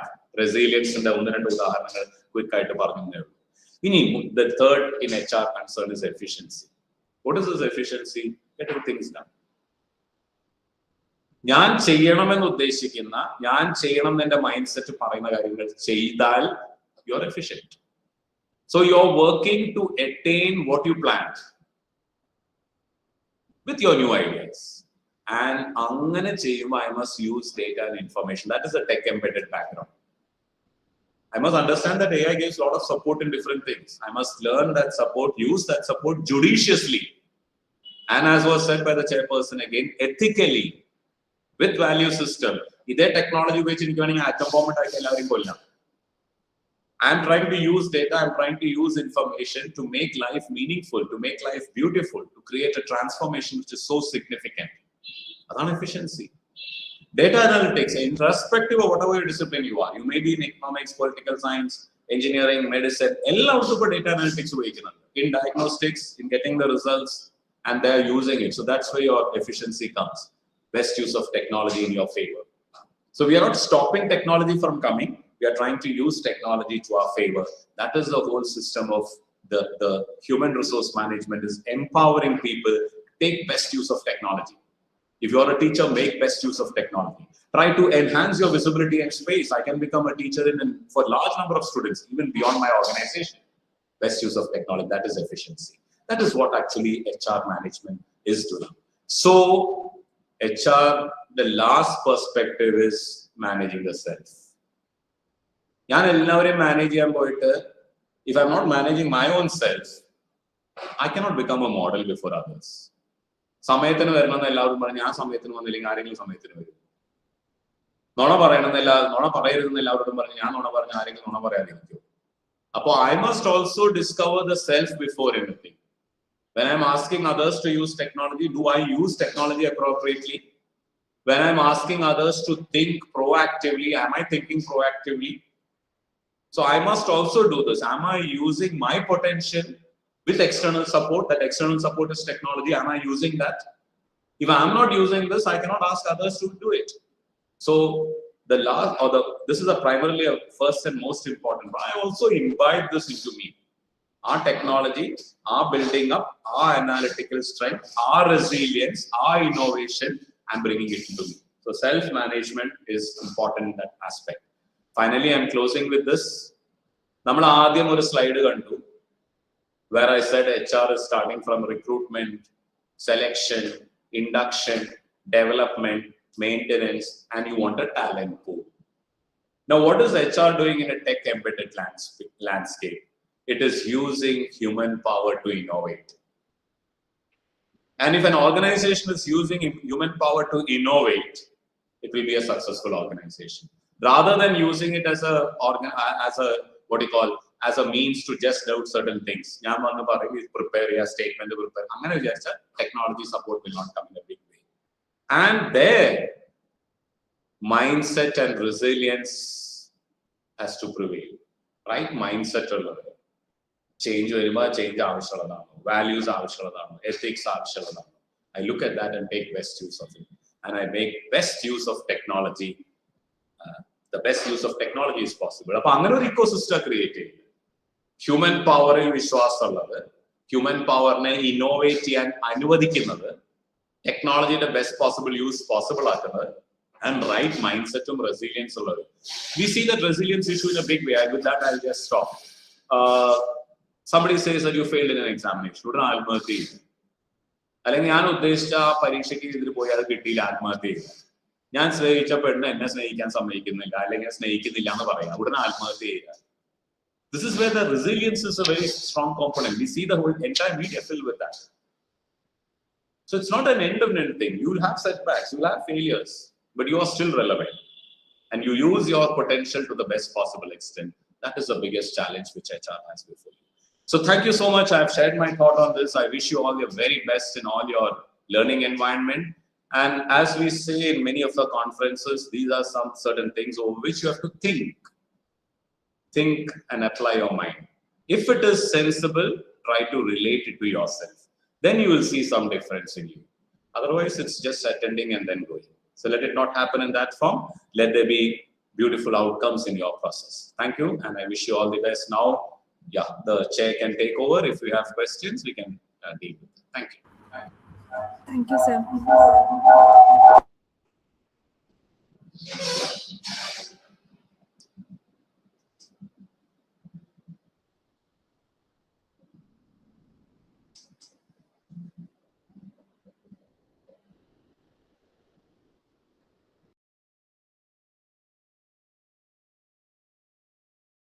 Thank you, sir. I now request Dr. Roni Jain Raju, Assistant Professor, St. Thomas College, Rani, to deliver the vote of thanks. Respected Chair, resource person, the research experts, different faculties from various universities, and my dear participants. At this outset, I would like to express my sincere gratitude to all the participants, joined online and offline, for making this technical section a fruitful one. So I'd like to express my gratitude to our dear Simon sir for giving a very insightful and thought-provoking section on the emerging HRM in this tech world. His presentation has truly highlighted the need to innovate, the need to use the technology, and how to make this a technology, how to use the technology in a best way. So the examples he put forward and his future perspective he shared has helped us to think beyond the conventional approaches. So thank you, sir. And I also like to express our gratitude to the organizers for for giving such wonderful technical sessions to us. I also like to express gratitude to the chair of the session, Dr. Srila Krishna, and all the participants who joined from various parts of the country. And all of you participants has made this section a truly fruitful one. Thank you all.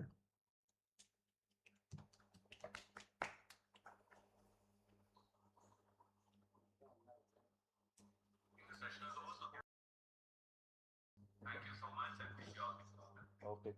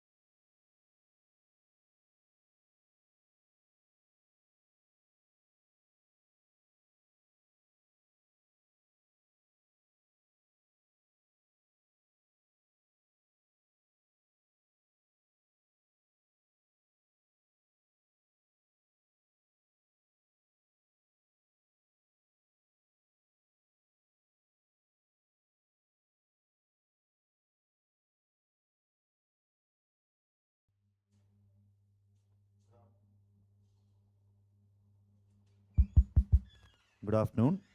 We now come to the valedictory session of ICNGB 2026. For this purpose, I now invite the department choir for the prayer.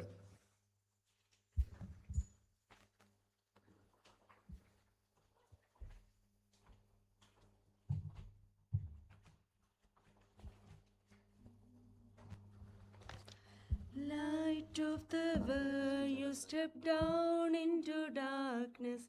Open my eyes, let me see beauty that made this heart adore you. Hope of a life spent with you. Here I am to worship, here I am to bow down, here I am to say that you're my God. You're altogether lovely, altogether worthy, altogether wonderful to me. Here I am to worship, here I am to bow down, here I am to say that you're my God. You're altogether lovely, altogether worthy, altogether wonderful to me.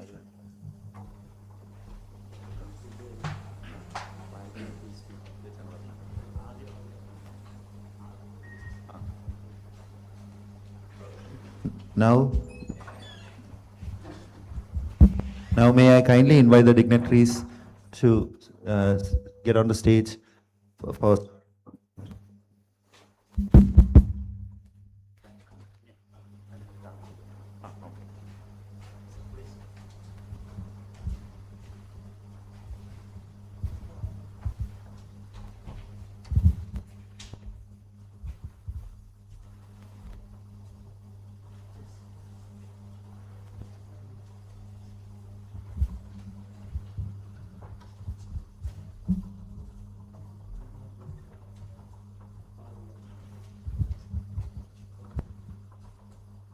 For the welcome speech, I now invite Dr. Jacob Thomas, Honorary Professor of Marthoma College of Science and Technology, to deliver the welcome speech.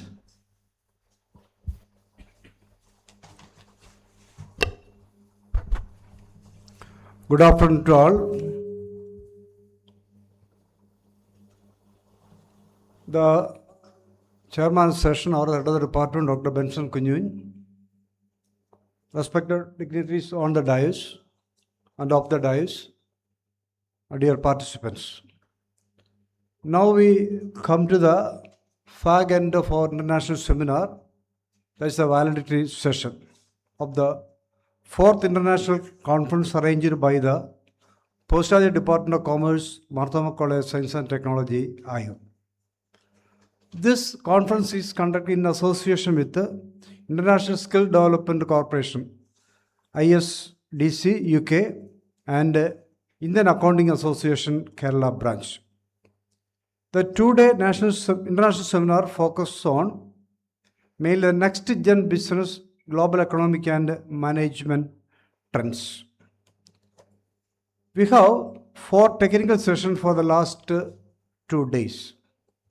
The first one is Era of Artificial Intelligence in Marketing Management.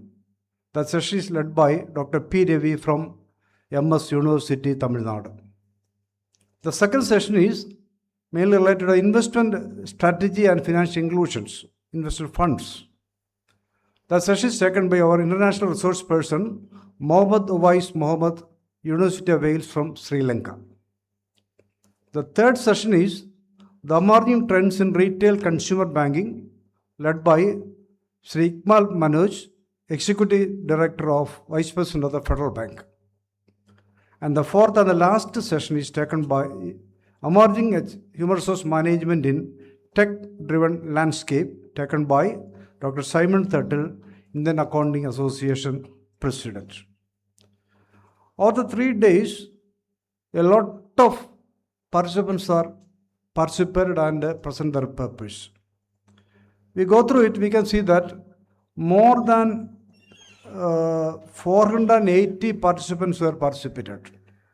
Of this, 300 were from outside our college, and 180 from outside the college and other universities around there.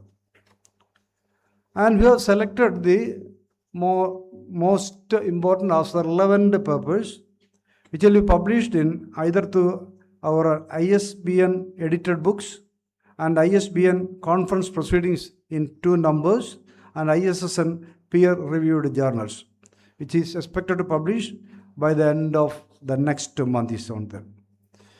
So for the last 4 years, we got an opportunity for conducting the international seminar, first, second, third, and this is the 4th series around there.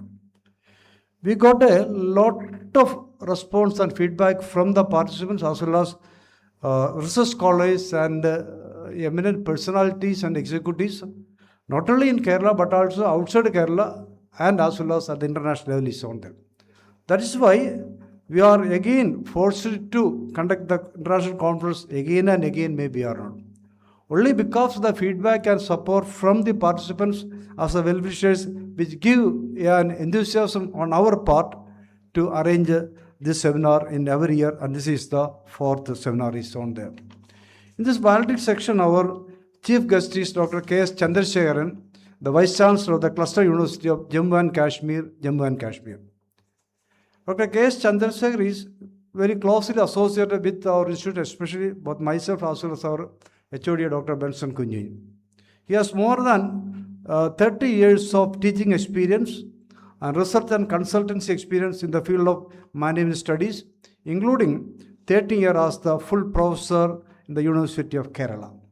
He is the founder member of the Department of Management Studies of Alagappa University. Later, he joined at the Institute of Management Kerala, the University of Kerala in 2002.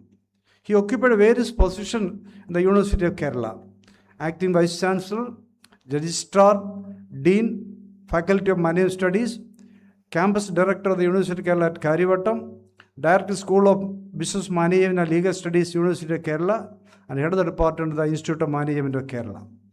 More than 64 PhDs, research scholars completed PhD under his guardianship. More than 500 PhD theses all over India, he will be evaluated. Published 10 books, 213 research articles in various reputed research journals, and presented 259 research papers in international and national seminar. Recorded 2 patent award winner by Dr. K.S. Chandrasekhar. Such an eminent personalities with us today in online for our validity function. A warm welcome you, sir, to this validity section of our international seminar. I heartily welcome too, in his absence, the principal of our college, Dr. K. Jacob, give all support and leadership for this seminar. Again, I also welcome our head of the department, Dr. Benson Kunju, who is the man behind this for this conference, the general convener of the conference, taking all the efforts for the 4th international conference is on there. It is well recognized, well, we give an appreciation. We have to give a clap to him for taking such a pain for arranging a conference in the best way is on there. So all wishes for him. A warm welcome to you, sir, for this session. Dr. Sharath Venugopal, I told you, this conference is arranged in association with ISDC. His regional head, Sharath Venugopal, is also not available on the offline. He is also listening our conference. He is from the UK. A warm welcome to Mr. Sharath Venugopal, the regional head of the ISDC UK. And again, I want to welcome the chairman and leader of the various technical sessions, both offline and the online is on there. Dr. B. Kalayarishan, the School of Management Studies of Wells University of Chennai is with us. A warm welcome, sir. Dr. S. Purushothaman from SRM Eastern Engineering College from Chennai is also with us. A warm welcome to you, sir. Dr. V. Kalai Selvam from the Jain College from the head of the department. A warm welcome, you, sir. Dr. R. Ravi from DRBCC Hindu College, Chennai. A warm welcome to you, sir. You are also with us. Dr. Srilaga Krishnan of SN College, Natia, also chaired one session. Warm welcome you, madam, for this. Dr. Jodi Jain, Raju Santoskar Rani is also with us. A warm welcome you, sir. And all the faculty members of our department, research scholars, students who are attending this session both online and offline. A warm welcome to you all. Again, once again, a warm welcome to all the participants. Now we can hear Chandrasekhar. Okay. The talk from our beloved Dr. K. Chandrasekhar, Vice Chancellor of the Jammu and Kashmir Universities. I am very happy to participate in this valedictory function of the 4th International Conference It is now my honor to titled as Next Gen Business, Global Economic and Management Trends. Next Gen Business, Global Economic and Management Trends, ICNGB 2026. Our valedictory speaker, Dr. K.S. Chandrasekhar, is the Vice Chancellor of the Cluster University of Jammu and Kashmir, a renowned academic leader and accomplished administrator with decades of experience in higher education. Due to certain reasons, he is not able to attend this meeting. He has already provided us a recorded video, which we will show right now.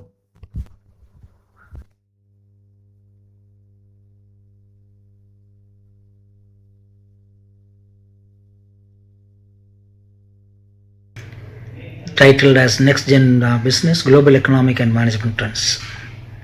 First of all, let me congratulate Professor Benson Kunyu and his team at the Postgraduate Department of Commerce, Marthoma College of Science and Technology. And it is being held in association with International Skill Development Corporation UK and Indian Accounting Association Kerala branch. In fact, I have gone through all the papers which have been made, presented today, and I am extremely happy under the tutelage of Dr. Jacob and Dr. Benson Kunyu. The entire presentations have been done extremely well, and I also at this point of time thank the support which is extended by the Indian Accounting Association and the president of the association, Dr. Gabriel Simon Tuttle, and the importance which the Kerala branch is actually involved in. My friend and Professor Dr. V. Ambli Kumar, Professor and Dean, Principal of MIIT, Dr. Jacob, Marthoma College of Principal of Marthoma College of Science and Technology, Sri Sharath Venugopal, Regional Head ISDC UK, with whom I had a very good interaction earlier, and the keynote address being provided by the very eminent Professor Dr. P. Madhusudana Kurup.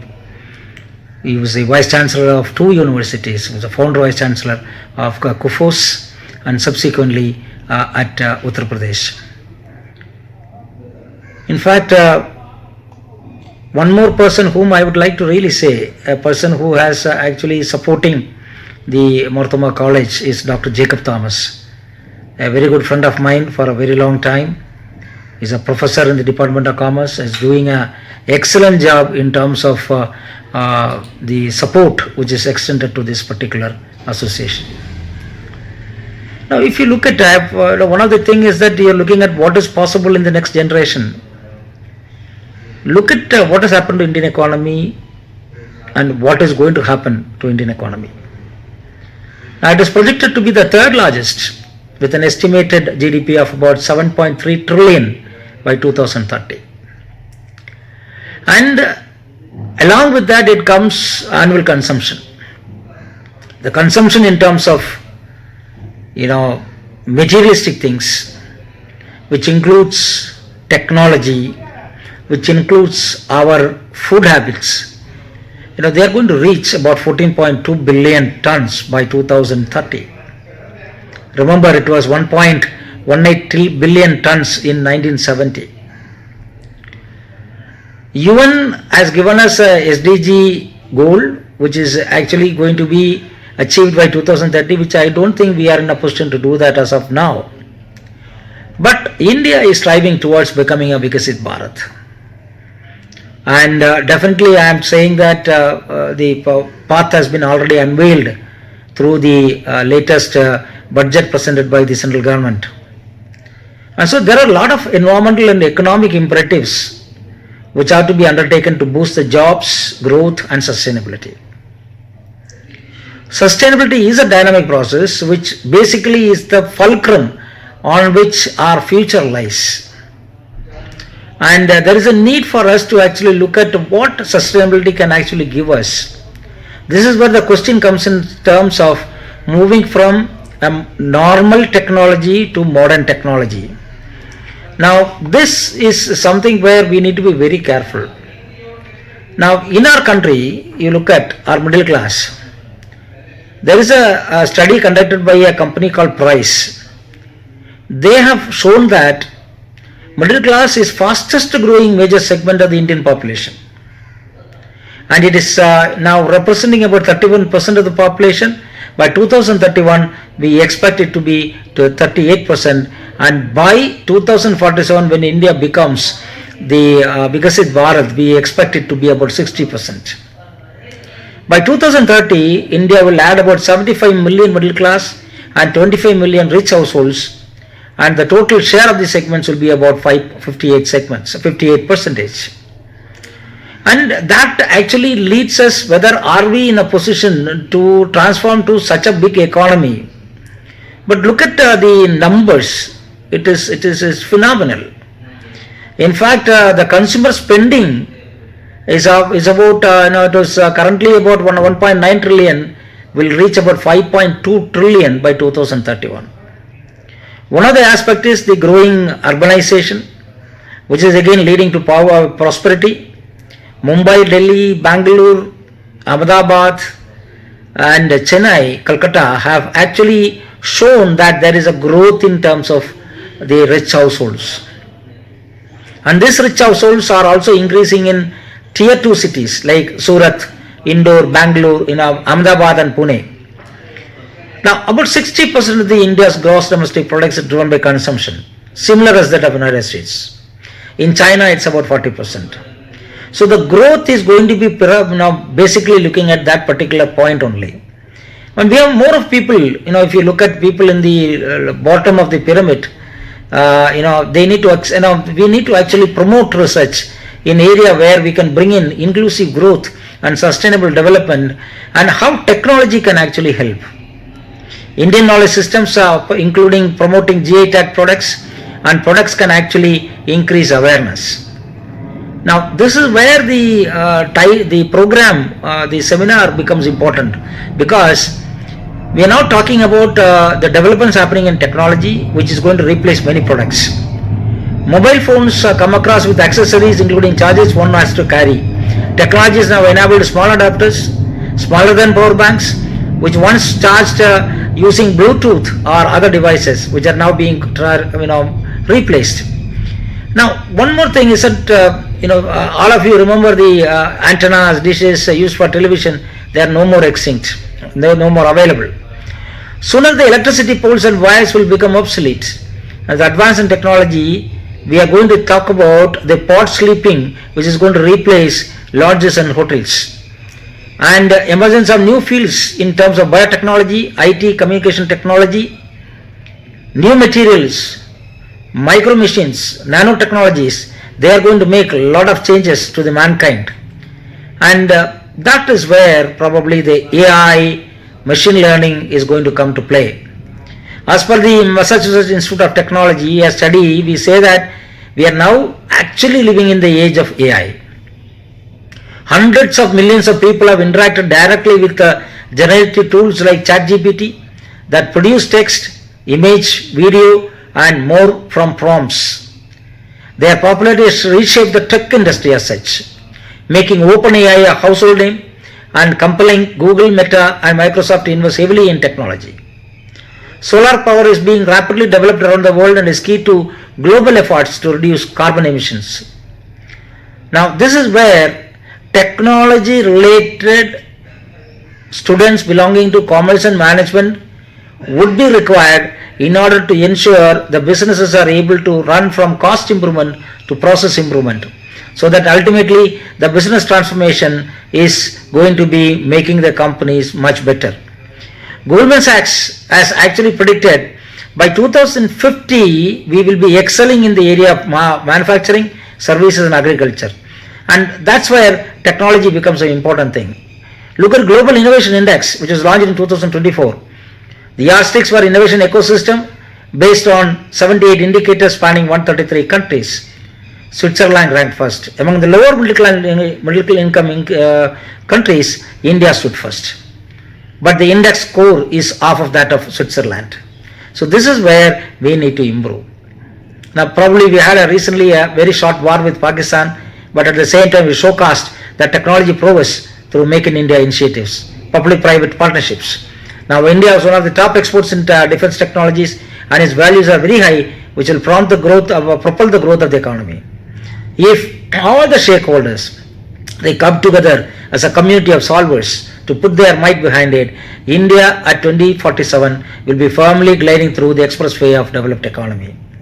Let's be a Bharatiya and make Bharat a great developed nation by 2047. So at this juncture, I sincerely thank the Professor Benson Kunju for giving me this great opportunity to amidst a galaxy of experts.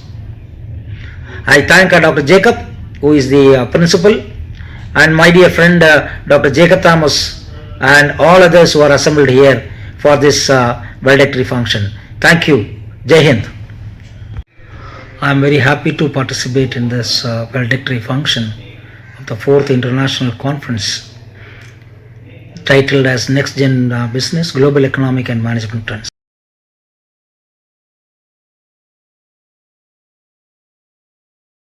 Come to an important part of today's program. We now move on to the feedback. Feedback helps us reflect, improve, and strengthen future academic initiatives. We are grateful to our participants for sharing their valuable experiences and insights. I now invite a few esteemed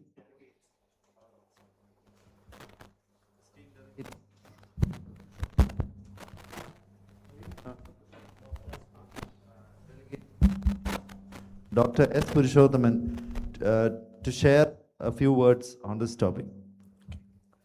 Yeah, good afternoon to all. So it's given me a pleasure. First of all, I thank this opportunity given by Marthoma College of Science and Technology, Postgraduate Department of Commerce, Dr. Benson sir. This is my 4th time and the 4th conference. So it's make me pride and pleasure to be a part of this. And it's a valuable and engaging session. Or the 2 days, it's really a valuable and informative session. We also learned a lot as a faculty members. We also come to learn new aspects related to the topic next gen business. And all the resource person have given a valuable ideas and fresh ideas into the topic. Really, it's engaging for us also. For the students community is also really helpful. And I also evaluated certain papers in the online where the knowledge level of the research scholars have gone to the next level, I can say. They are even very deeper into the research to appreciate a few of the papers like financial literacy level among the school students since they have conducted a research, and financial literacy among the housewives, and they are talking about the agro-tourism, talking about the improvising the tourism in the Kerala district, and they are really concerned about the real problems which are faced in the state. They are bringing it in the research. That is a major aspect of the research aspect. And today's scenario, everybody should have a research skill. That's very important. Even a school student or even a faculty members, then only newer solutions can be obtained in the today's business scenario. See, apt topic and apt time this topic has been launched. Thanks to Benson sir. And finally, I would like to appreciate all the faculty members and teachers who are the backbone support, putting the tireless effort and making this event a grand success. Once again, big appreciation from my end also, faculty members and students. So those are in the online also who have contributed a lot to make this conference a grand success across the globe. And we are also able to connect and network with various academicians from other colleges also. So it is overall a fantastic conference and well-structured conference. And I am expecting the next time also. Thank you. Thank you, sir.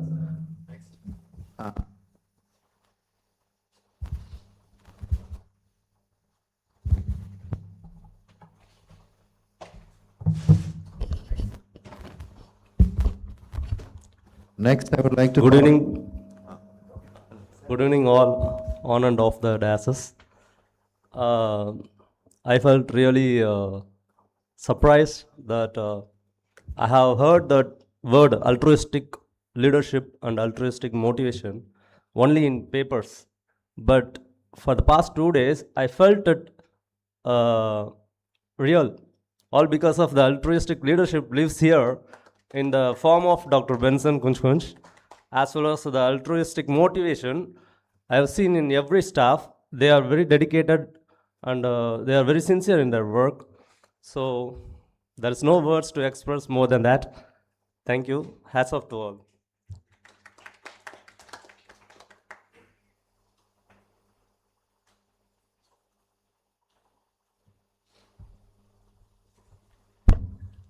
Respected dignitaries on the dais and faculty members and my dear participants. It's for me, it's a great pleasure to express my feedback I think I'm attending this conference for the third time. So conducting a conference for four times, it should show the credibility and quality of the institution and the passion of academic excellence of the organizers. I'm attending for the third time, and the input which I received from here has paved me to come back and join for the conference each time. And this from the beginning itself, the conferences is well structured, it was efficiently organized and smoothly executed. The sections which is the technical sections of this conferences is provided an insightful opinion or insightful ideas on the global economic and management trends of the new gen business. So I express my sincere thanks to the Benson sir and all those who are actively involved in this conference. And I think I will definitely, from the earlier people, I also tell my assurance also, I will be in the next conferences also. Thank you.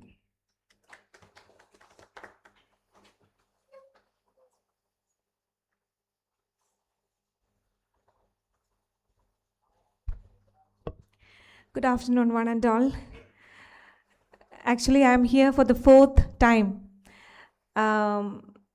First of all, I would like to thank my guide, Benson sir, for giving me opportunity all the time. In all the conferences, I have got an opportunity. In 2005 also, I have got that opportunity to be a part of a national seminar organized by Dr. Benson sir. At that time also, in all the conferences, I'm really thankful to Benson sir to call me to handle a session, especially by Simon sir. And in this fourth international conference, the most important that we have to know is that all the research scholars, faculty, students have an opportunity to present and also publish a paper in so many platforms, like in proceedings, in ISBN edited book, in ISSN journal. So that's a great thing, and I think that's why so many papers are received for the publication also. So that's the real output of this international conference. And the sessions were very relevant. The aura of artificial intelligence, the carbon footprint reduction strategies, the emerging human resource management strategies in tech-driven landscape, all are relevant topics that were suggested or taken by the organizers. And I'm really appreciable the coordination among the teachers of this college, of this department, and that was also appreciable. And I thank once again to Jacob sir, Benson sir, to the college and all the organizers for a wonderful opportunity. Thank you.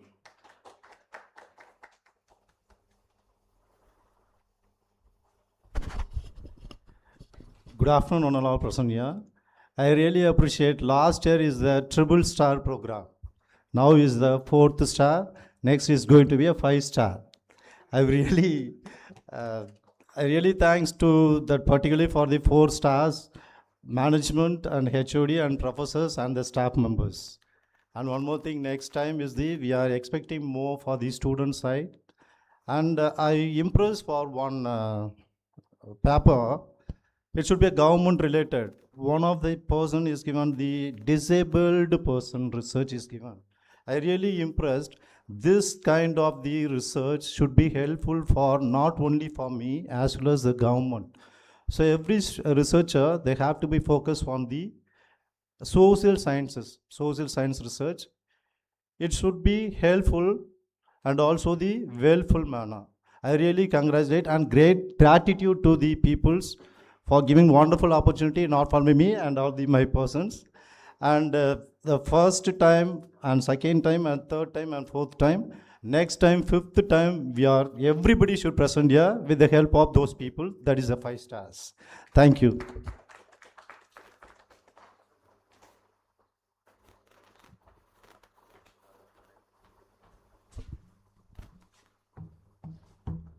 Good afternoon, respected dignitaries and all those people over the dais and off the dais.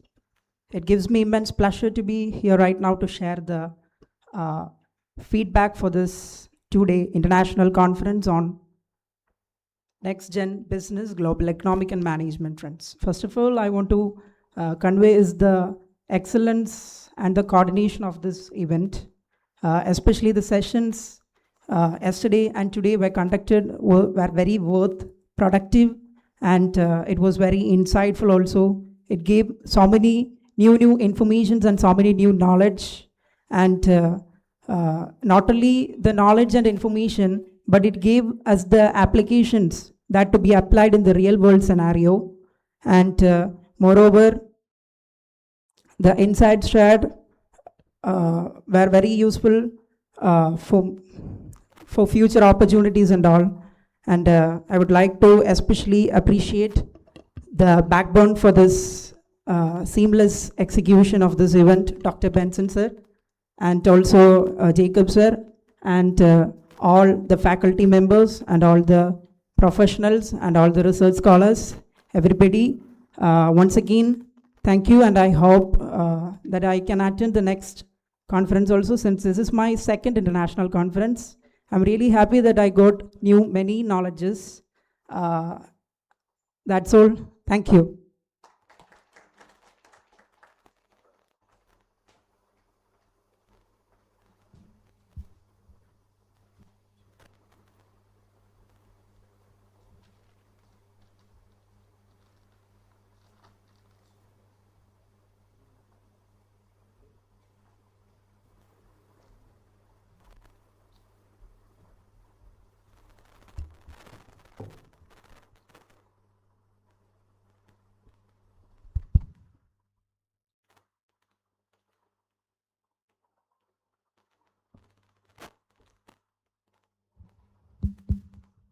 Respected request- dignitaries on and off this dais, esteemed guests, dear delegates, faculty members, researchers, and students.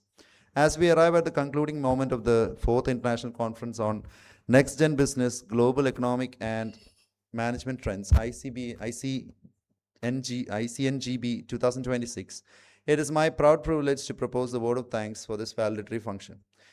At the outset, I express our heartfelt gratitude to our valedictory speaker, Dr. K.S. Chandrasekhar, Vice Chancellor, Cluster University of Jammu and Kashmir, for his inspiring and insightful valedictory address.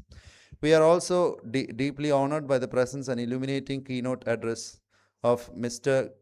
B. Madhusudanan Kuruppu, for founder, Vice Chancellor, Kerala University of Fisheries and Ocean Studies. His scholarly thoughts and visionary perspectives have added great value to this valedictory session. Our sincere thanks to Dr. K. Jacob, Principal, Marthama College of Science and Technology, for presiding over this function. We also place on record our deep appreciation to Dr. V. Ambli Kumar, Professor and Dean, retired of KUFOS, and currently Principal of MIIT Chadayamangalam, for allowing us to conduct this session in this room. We gratefully acknowledge Mr. Sharath Venugopal, Regional Head, ISDC UK, for gracing this occasion and for offering his valuable felicitation. Our heartfelt appreciation also goes to the organizing committee, faculty coordinators, student volunteers, and all those who work tirelessly behind the scenes to ensure the successful conduct of this seminar. I would also like to thank all the delegates, researchers, and participants for their enthusiastic participation, scholarly contributions, and meaningful engagement, which truly made this conference a grand success. Before concluding, we thank everyone present here for your valuable time and cooperation throughout the conference. With these words, I once again thank one and all who have directly or indirectly contributed to the success of ICNGB 2026. Thank you.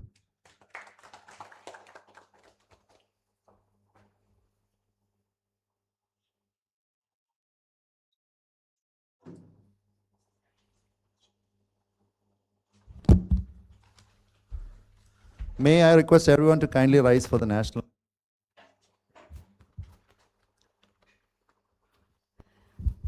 जनगण मन अधिनायक जय हे भारत भाग्य विधाता पंजाब सिंध गुजरात मराठा द्राविड उत्कल बंगा विंध्य हिमाचल यमुना गंगा उच्चल जलधि तरंगा तब शुभ नामे जागे तब शुभ आशीष मागे गाहे तब जय गादा जनगण मंगलदायक जय हे भारत भाग्य विधाता जय हे जय हे जय हे जय जय जय जय हे